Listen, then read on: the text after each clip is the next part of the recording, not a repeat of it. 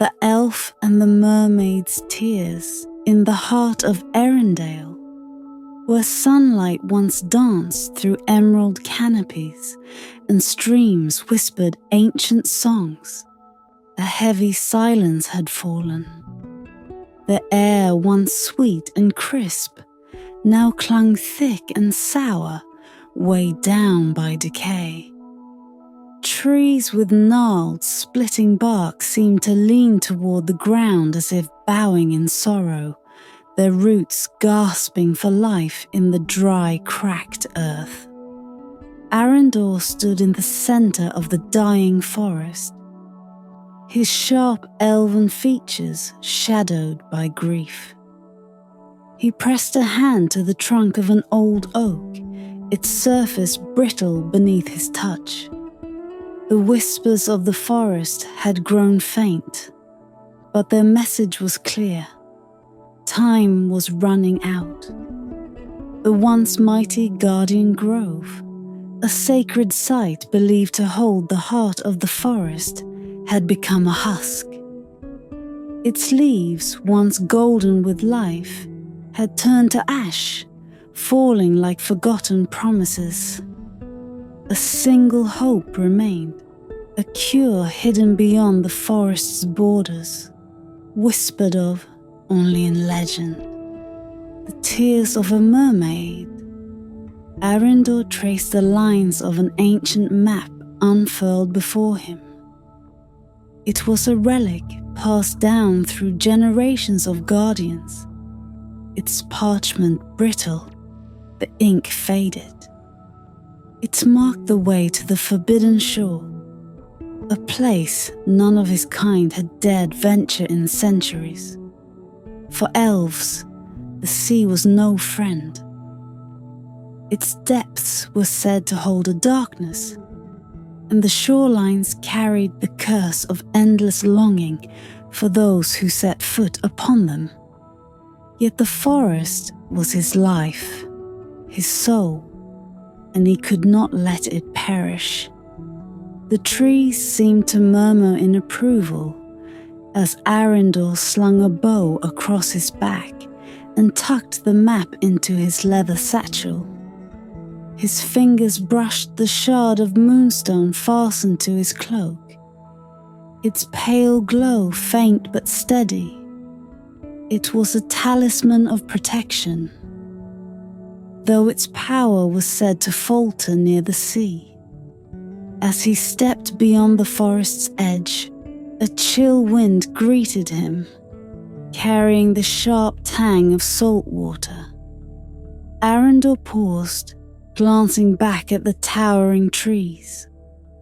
They stood like mourners at a graveside, watching their guardian embark on a perilous quest.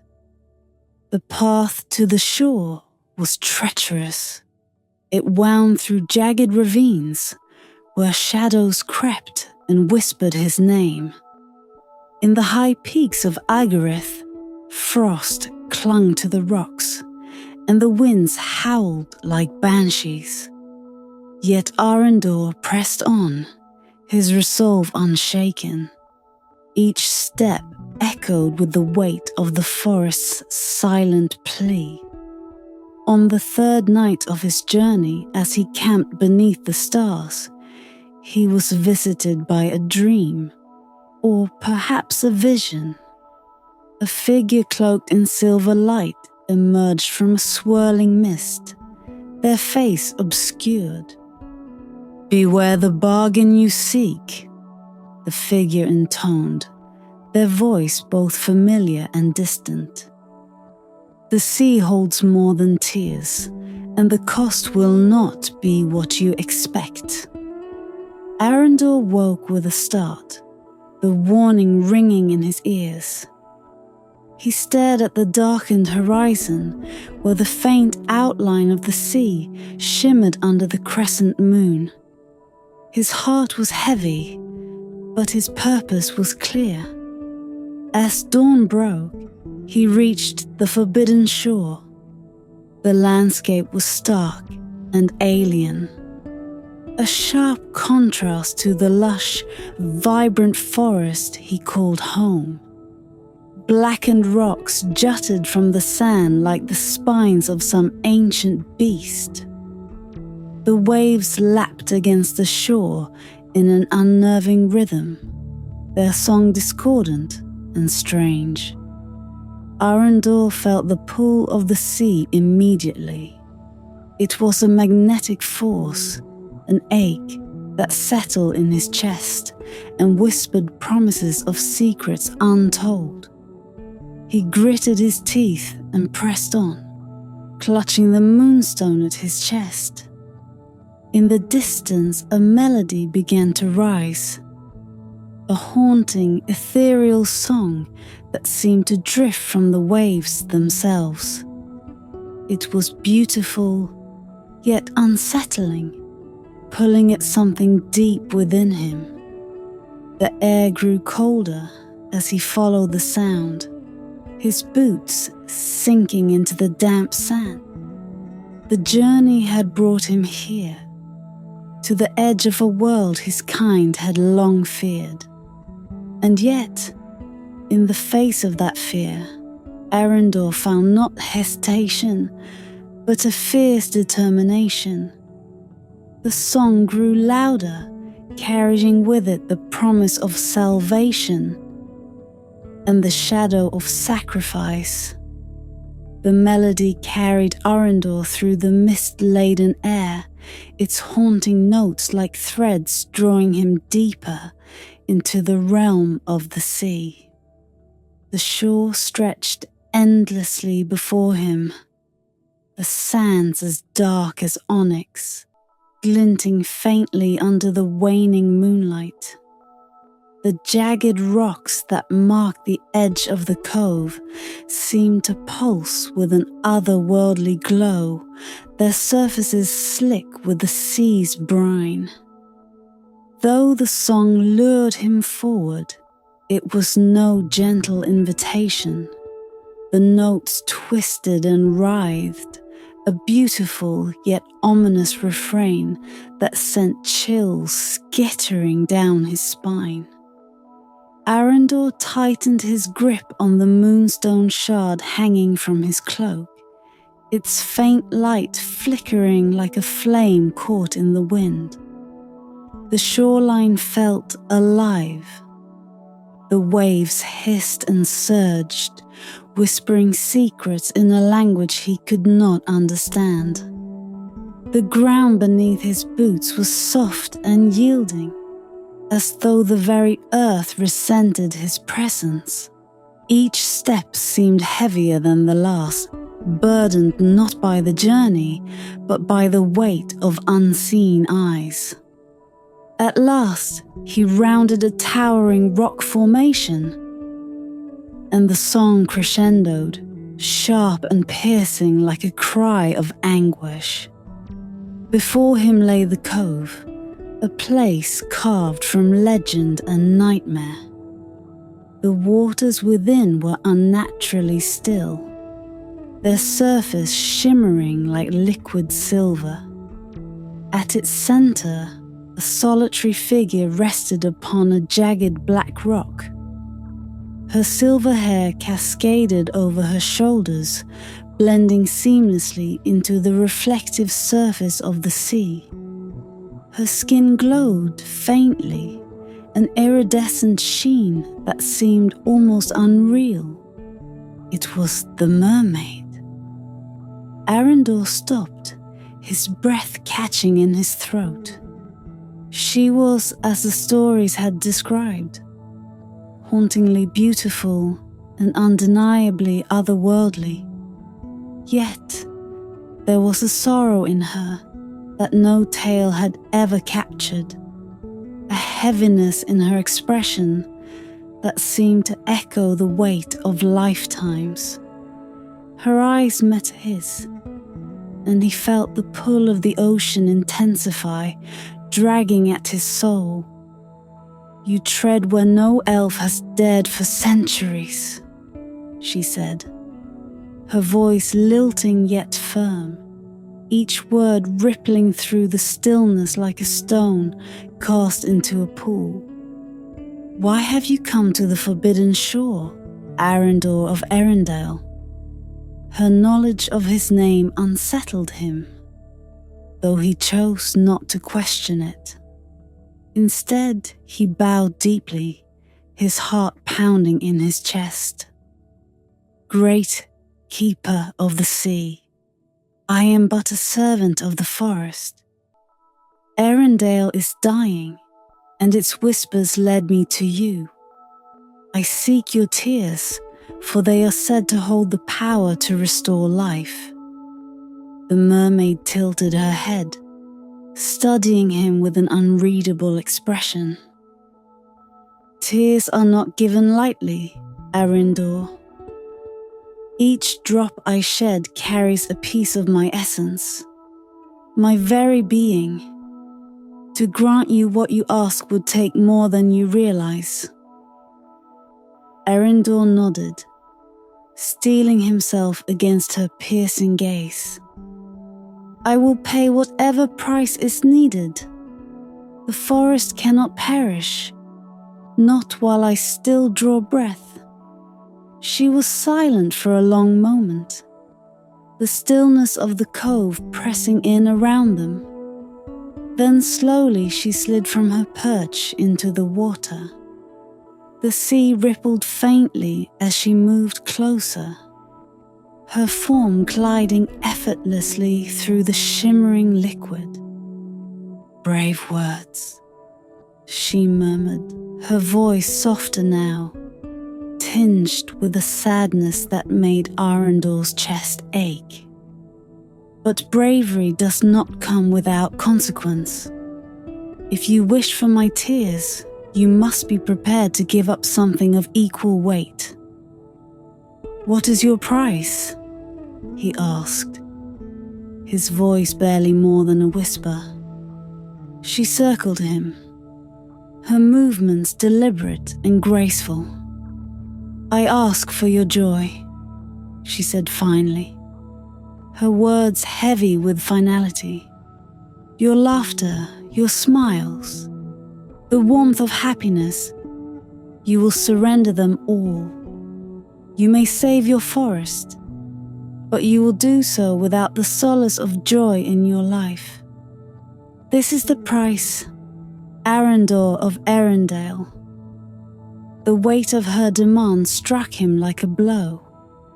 Could he bear such a loss? The laughter of his youth, the comfort of a sunrise, the small moments of happiness that gave life its color, they would all be gone. But then, he thought of the forest, its cries growing weaker with each passing moment. He thought of the ancient trees, the rivers that no longer flowed, and the life that depended on him. I accept, he said, his voice trembling with resolve. The mermaid's eyes darkened, a flicker of regret crossing her features. So be it, she said softly. The bargain is struck. As the waves closed in around her, the melody rose once more, its notes sharp and mournful. The cove shimmered with an ethereal light, and Arindor braced himself for what was to come. The moon hung high above the cove, its silvery glow spilling over the still waters and casting long shadows over the jagged rocks. The air seemed to thrum with an unseen energy, a silent witness to the pact that had just been struck. Arindor stood motionless, his heart heavy with the weight of the mermaid's demand. Lysira, as she now revealed her name to be, moved closer. Her silver hair trailed behind her, blending seamlessly with the shimmering waves. In her hands, she held a vial of delicate glass, its surface etched with ancient runes that seemed to shift and shimmer in the moonlight. "Step forward, Arindor," she said, her voice soft but commanding, as if the sea itself spoke through her. He obeyed, wading into the shallows where the icy water bit at his skin. Every step felt like a crossing into another world, a threshold he could never retreat from. Lysira extended the vial, and it glowed faintly as she began to weep. The first tear slid down her cheek, catching the light in a way that seemed unnatural. Brighter, sharper, as if it carried the essence of the moon. When it fell into the vial, a faint hum resonated through the air, and Arindor felt a tug deep within his chest. The second tear followed, and the hum grew louder, vibrating through his very bones. He could feel the weight of the sea pressing in around him, as if it disapproved of this ritual. The waves lapped at his knees now, restless and cold. When the third tear fell, a sudden silence enveloped the cove. The vial shimmered in Lysira's hands, the 3 crystalline drops swirling together like a living thing. She sealed it with a stopper carved from pearl and held it out to him. "It is done," she said, her voice weary. 3 tears for the salvation of your forest. But you must know, Arindor, that what you have given up is not easily reclaimed." He reached for the vial, but as his fingers brushed against it, a sharp, searing pain shot through his chest. It was as if something vital was being torn from him, leaving behind a hollow void. Memories of laughter, of moments of warmth and light, faded into a distant haze. He could still see them, but they no longer stirred anything within him. Arindor staggered back, clutching the vial tightly. His knees buckled, and he sank into the water, gasping for air. The waves seemed to close in around him, their whispers growing louder, more accusatory. "Do not linger here," Lysira warned, her tone firm now. "The sea does not forgive. Take the tears and go." He stood, his limbs heavy and unsteady. The emptiness inside him gnawed at his resolve, but he forced himself to turn toward the shore. Every step away from the cove felt like a struggle against an invisible current, pulling him back as if the sea itself wanted to claim him. As he reached the black sands, he turned to look at Lysira one last time. She had returned to her rock, her form a silhouette against the glowing water. Her gaze followed him, and though her expression was unreadable, he thought he saw a flicker of sorrow in her eyes.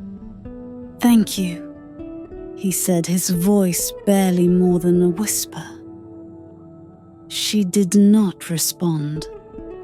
The waves rose around her, and as her song began to fade, she disappeared beneath the water, leaving only ripples in her wake.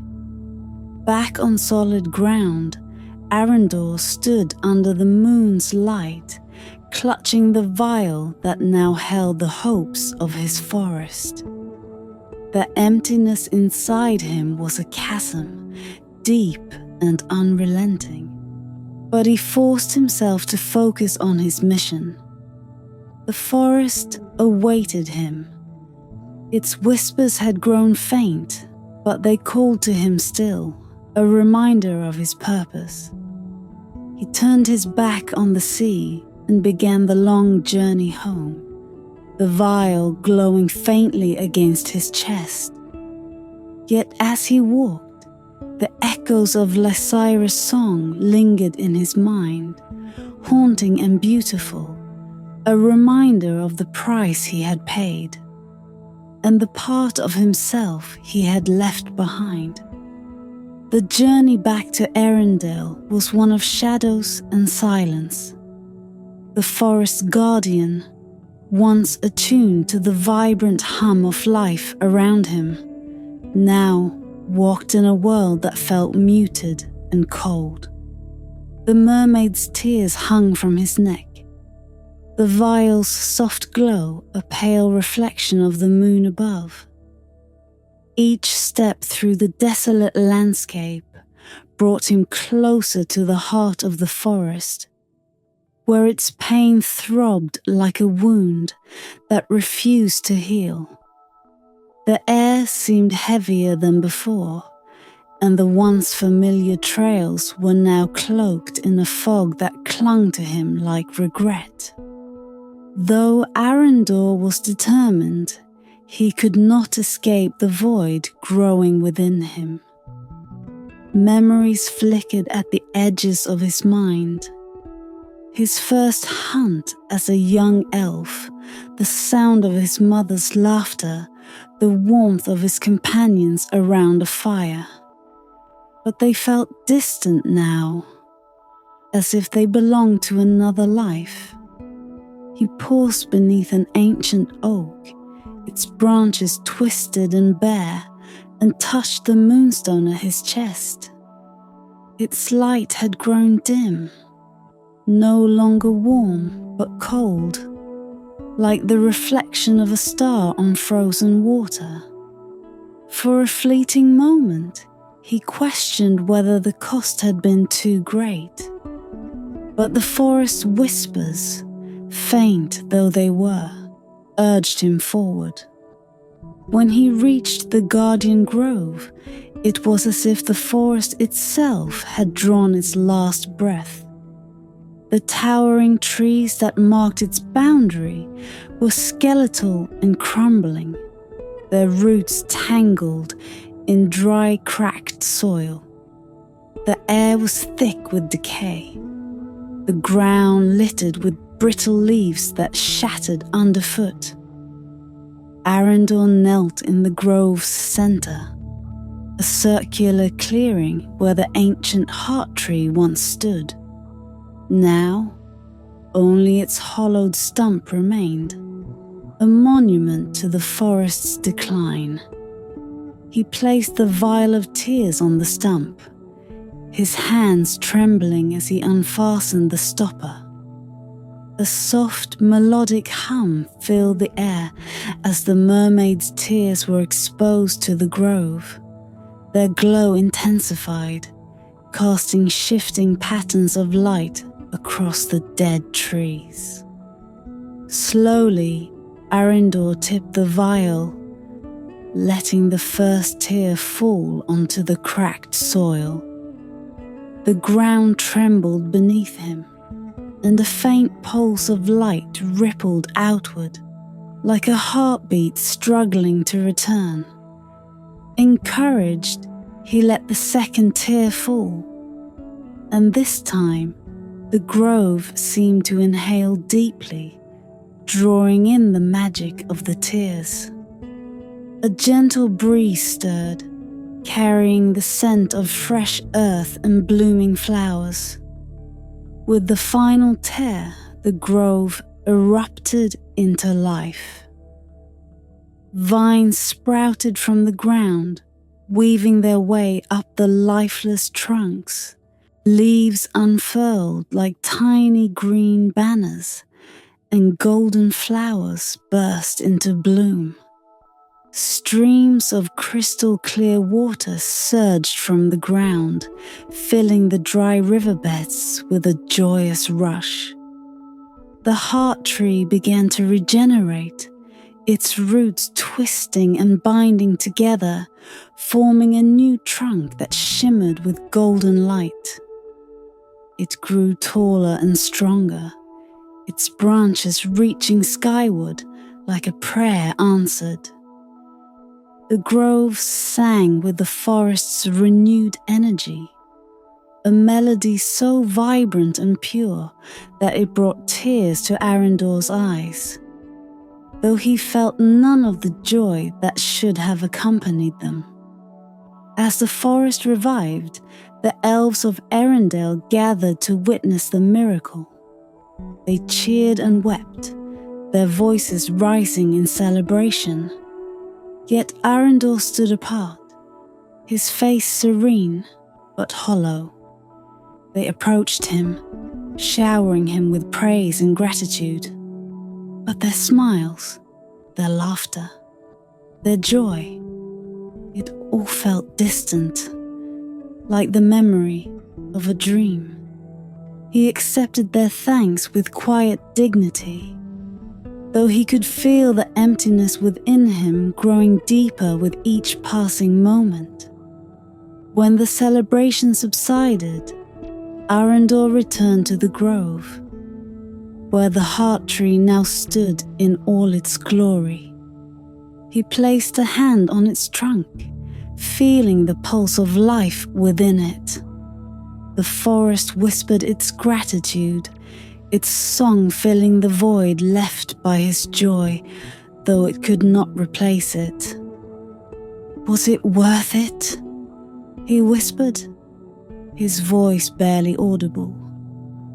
The forest didn't answer, but its song continued, soothing yet bittersweet.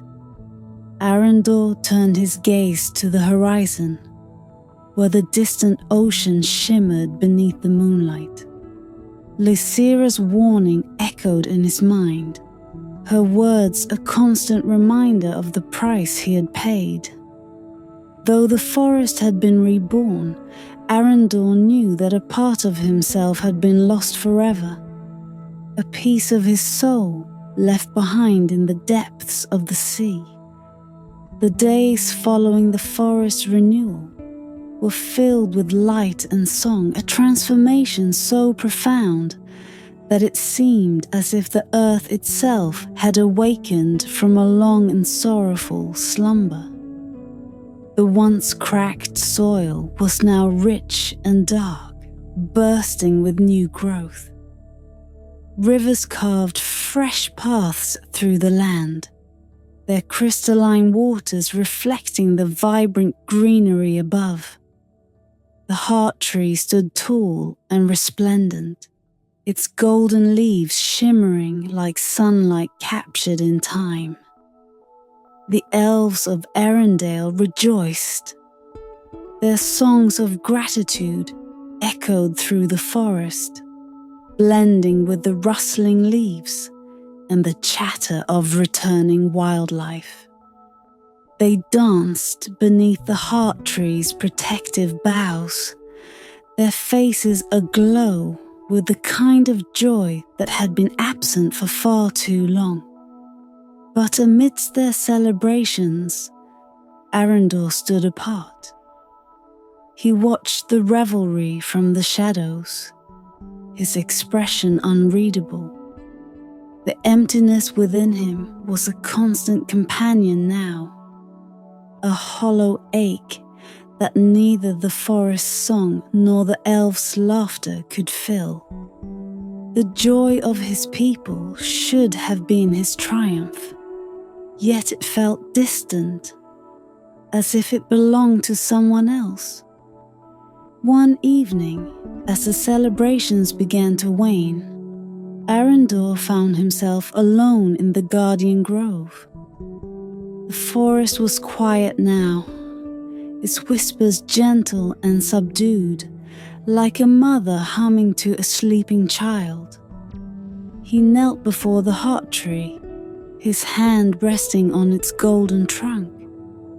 "You are whole again," he said softly, his voice tinged with both reverence and melancholy. but I am not. The tree seemed to respond with a faint hum, its golden leaves rustling in a breeze that did not touch the ground. Arindor closed his eyes, listening to the forest's gratitude, but it brought him no comfort. His thoughts drifted to the sea, to the cove where Lysira had granted him the tears that saved this place. He could still hear her song, haunting and beautiful, a melody that lingered at the edge of his mind. He wondered if she felt the weight of their bargain as deeply as he did, or if the sea had already claimed her entirely. As the moon rose high above the forest, its silver light filtering through the leaves, Arindor sensed a presence behind him. Turning, he saw a figure cloaked in shadow, their features obscured but unmistakably elven. "Arindor," the figure said, their voice low and resonant. "The forest sings your name, but your heart does not join the melody. Why do you grieve when all you sought to save has been restored?" Arindor regarded the stranger with weary eyes. "Because what I have given cannot be undone. The forest lives, but I am not whole." The figure stepped closer, the shadows retreating just enough to reveal eyes that glimmered like stars. "The forester thrives because of your sacrifice, but sacrifices often leave scars. What you feel now is the weight of your choice, not its finality." Arindor frowned. "And what do you mean by that?" The stranger smiled faintly, their expression enigmatic. "The sea is a place of endless depths, Arindor. What is taken can sometimes be found again, but only if you have the courage to seek it." Before Arindor could respond, the figure dissolved into the shadows, their presence fading like a dream. He was left alone beneath the heart tree, the stranger's words echoing in his mind. In the days that followed, Arindor remained silent as the forest returned to its former glory.